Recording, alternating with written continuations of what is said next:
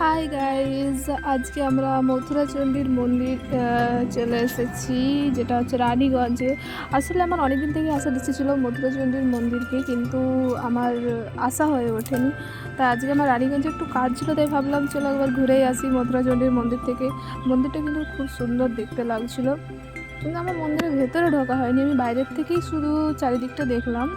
দেখে আর তারপর আমি মন্দিরের যেটা দামোদর নদীর ঘাট, মন্দিরে যেটা দামোদর নদীর ঘাট, সেদিকেই যাচ্ছিলাম।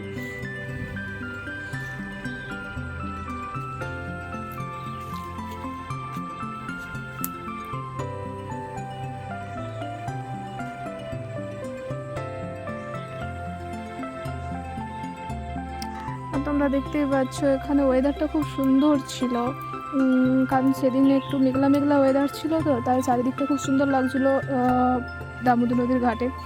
কিন্তু আমার একটা জিনিস খুব খারাপ লাগছিলো এখানের, যেটা চারিদিক একটু নোংরা ছিল। আসলে এখানে বিসর্জন করা হয়, তো ঠাকুর বিসর্জন করা হয়, তার জন্য এখানে অনেক যে ঘট আর এসব চারিদিকে পড়েছিল। আর যে ব্রিজটা দেখতে পাচ্ছি, এই ব্রিজটা হচ্ছে আমাদের দামোদর নদীর ব্রিজ, যেটা রানীগঞ্জ আর মেজিয়াকে একসাথে করেছে এই ব্রিজটা।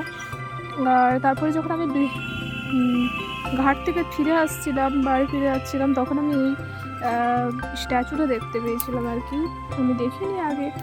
তারপরে এই স্ট্যাচুটা ছিল অ্যাকচুয়ালি দ্বারকানাথ ঠাকুরের, প্রিন্স দ্বারকানাথ ঠাকুর। আমি যখন ফিরে আসছিলাম বাসে, তখন আমি এদিকটা দেখতে পেলাম যে দামোদরের একদিকে জল ছিল, কিন্তু আরেক সাইডটা কিছু কিছু জায়গা শুকিয়ে গিয়েছিল। তারপর কিন্তু ভালো লাগছিলো দেখতে।